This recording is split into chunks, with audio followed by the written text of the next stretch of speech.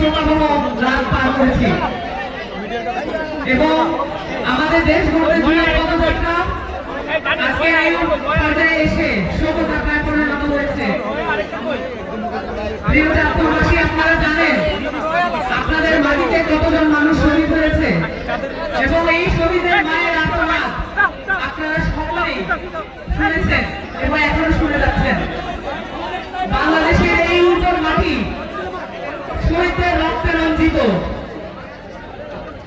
গত পরশুদিন মাইলস্টোন কলেজে যে শিশুরা নিহত হয়েছেন তারাও শহীদের মর্যাদা পাবেন বলে আশা করি। আল্লাহর কাছে ফরিয়াদ জানাই এই শিশুদেরকে যেন শহীদের মর্যাদা থেকে বঞ্চিত করা না হয়। বাংলাদেশের সকল মানুষ এক মহাতাত্ত্বিক স্রোতে বহমান হচ্ছে।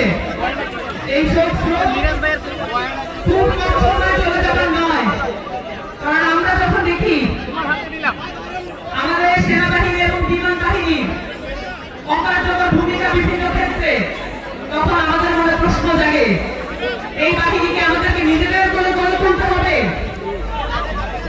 আমাদের মনে প্রশ্ন জাগে এই রাষ্ট্র পুনর্গঠনের জন্য কতদূর পর্যন্ত আমাদের শহীদদের মর্যাদা ভূমান্বিত হতে হবে।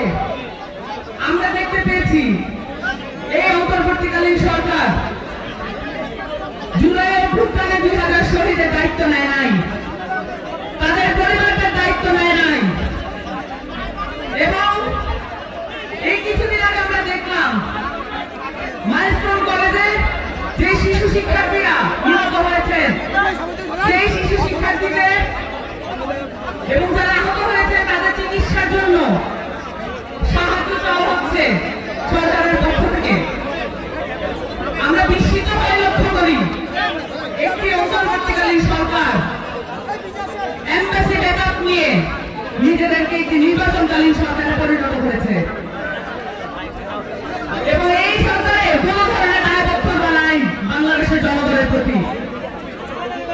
আমাদের সরকার আমাদেরকেই গড়ে তুলতে হবে, আমাদের রাষ্ট্র আমাদেরকেই গড়ে তুলতে হবে, আমাদের শহীদদের মর্যাদা আমাদেরকেই রক্ষা করতে হবে।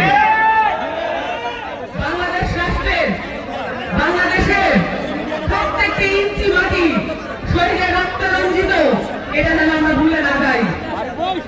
এই সব যেন শক্তিতে রূপান্তরিত হয়, এই চেষ্টা আমাদেরকে চালিয়ে যেতে হবে এবং কোন ধরনের এমবাসি বেকারের সরকার এটা আমাদেরকে কিছু ফিরে রাখতে পারবে না।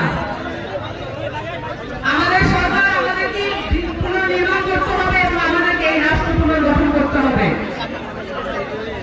আমাদেরকে নতুন চাঁদপুর সহ পুরো বাংলাদেশের নতুন কাঠামো নির্মাণ করার জন্য ক্রমান্বয়ে সংগ্রাম চালিয়ে যেতে হবে।